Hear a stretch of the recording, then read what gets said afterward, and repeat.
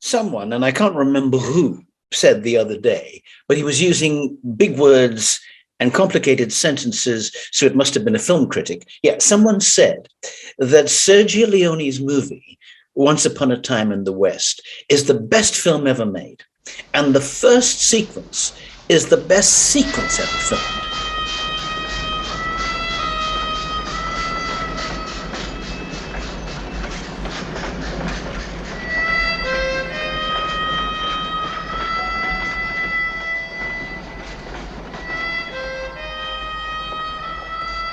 But where did an Italian get this idea of such a bleak, violent, and unsustainable vision of the American West?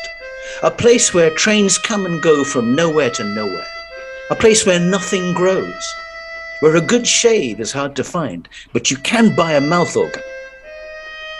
He got it from Hollywood. The Wild West is a magnificent invention. Its history turned into myth. A parable a young country told itself, essentially true, except for the details.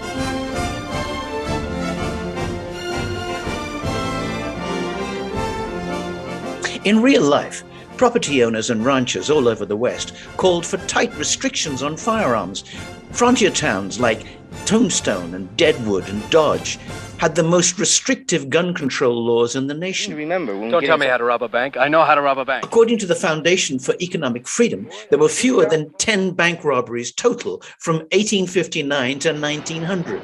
On one of the busiest trails west, Indians killed only 382 settlers in 20 years between 1840 and 1860. Now, to put that in perspective, in the same period, 10,000 to 30,000 settlers died of other causes. So where on earth did the idea of the Wild West come from? This is Edward Zane Carroll Judson, and he's exactly what he looks like. A con man, a crook, a womanizer, an alcoholic, and possibly even a murderer. He was also a gifted writer. He wrote under the name Ned Buntline. He'd become a best-selling author thanks to his pirate stories for dime novels. Hiding from creditors and ex-wives, he'd taken refuge in the frontier West, and there he met William F. Cody.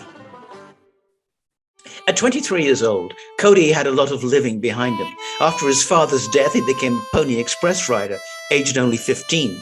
During the American Civil War, he'd been a Union soldier from 1863 to 1865. As a civilian, he was a scout in the U.S. Army during the Indian Wars. When the U.S. federal government, in the shape of General Sherman, the same man who burned down Atlanta, ordered the extinction of the buffalo in order to starve the Indian nation into submission, Cody himself killed 4,000 buffalo, and that's how he got the name Buffalo Bill. I was thinking of turning my pen to the realm of romance, a novel about the West founded on my own adventures. Sure like to read that.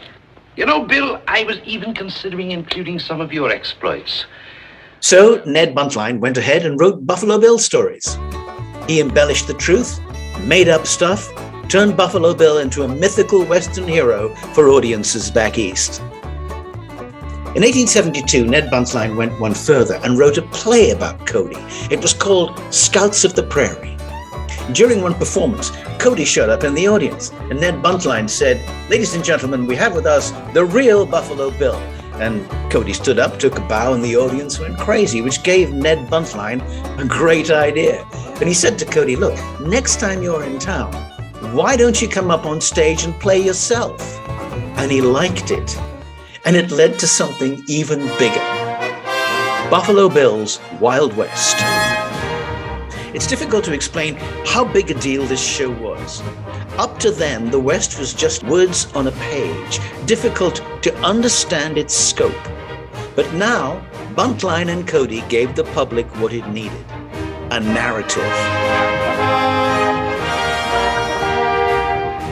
And here I think you're watching the first manifestations of what we now call the Western. He was laying down its future format. There's no business like show business, like no business I know. Buffalo Bill show toured Europe and Britain 3 times. The first was in 1887, and the last and longest tour was from 1902 to 1904. There were 97 Indians, 180 horses, 80 buffalo, 10 elk, 5 Texan steer, 4 donkeys, 2 deer, and his regular cast of cowboys and cowgirls. The day they told you you would not go far. That night you opened and there you are. Next day on your dressing room they've hung a star. Let's go on with us. The audience for the last tour in Britain alone was 130,000 people. And then at the turn of the century, along came the movies. Movie producers moved from New York to sunny California, which had proved itself to be the perfect place to shoot films. But the canny producers recognized they had a product here, a genre which combined action, drama, and a storyline unique to the United States. It was only a matter of time before Cody produced his own movie about his real, imagined life, of course featuring himself as hero and telling the story of how he avenged the death of Custer, really.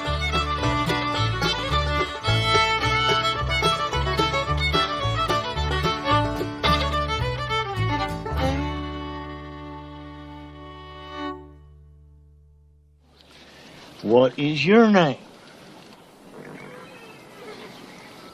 Cody. William F. Cody. Think you're pretty hot stuff, don't you?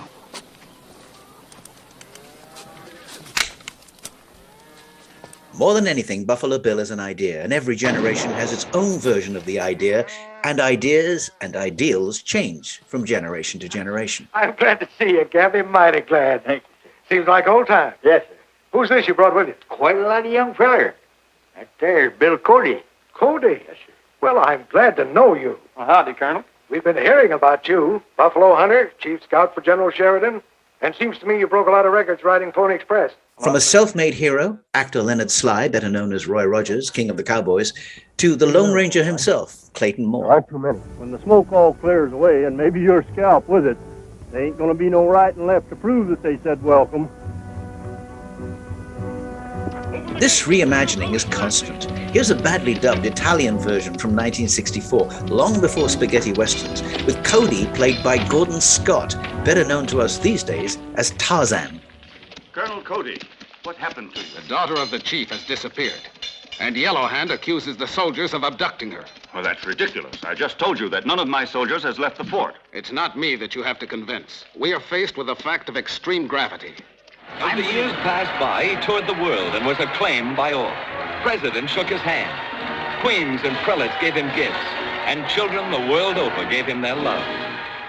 And because the most lasting of all is the fame which passes from one generation to another, his name came to typify to all of us frontiers and freedom, adventure and fair play, the spirit of the West. Ladies, gentlemen, the show which you have seen tonight has lived a long time because it found a place in your hearts. But now, the time has come to say not good night, as on former occasions, but goodbye.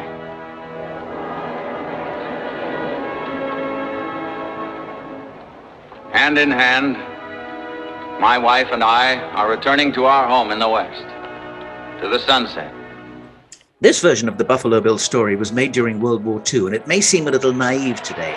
But perhaps the moral of the story is that when we see a Western, it tells us more about us today and the way we see the world than it ever does about the real Wild West. Well, you know, the real Wild West that never was.